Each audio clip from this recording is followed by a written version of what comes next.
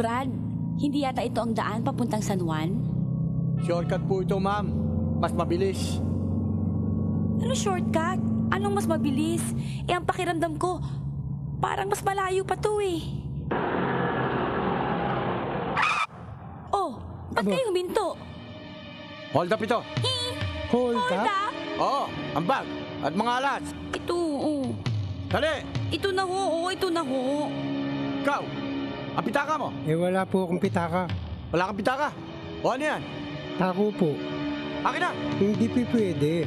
Hindi po pwede, ha? Ibigay mo na. Kahit anong mangyari, hindi ko ito Ano, hindi mo bibigay?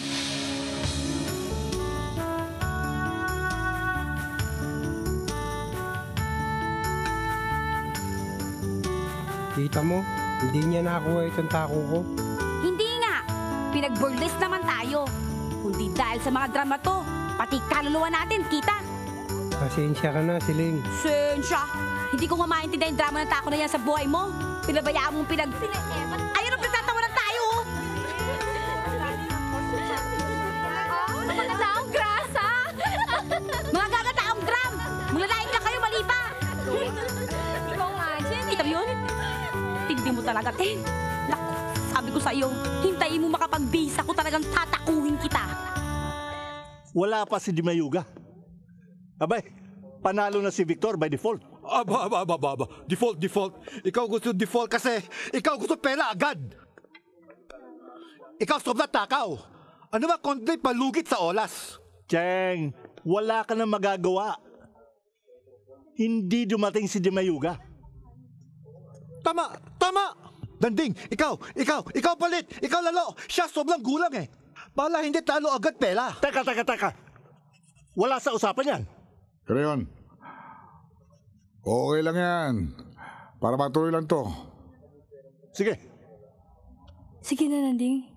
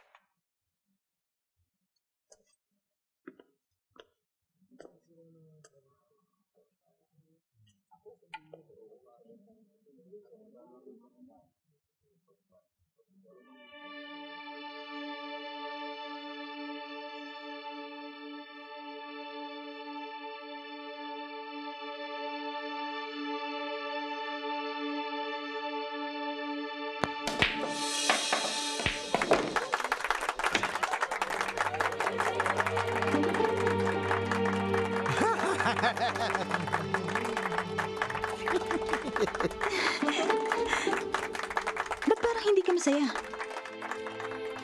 Kinakabahan ako eh.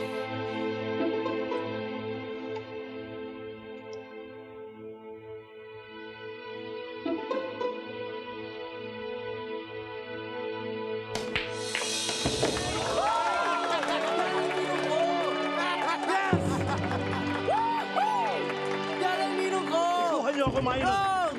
Yes! Ang galing mo. Nanding, swerte ka lang.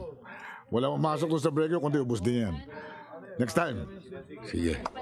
Nanding, ikaw galing ha. Tayo panalo ha. Ay. Saan ikaw punta ha? Payat. Sa opisina, kukuha ng pera. Akin sama ha. Ikaw loko akin ha. Ha? Mututli ka ha. Ha? Tara na, kain tayo sa labas. Teka, sino magbabayad? Kayo. Sige.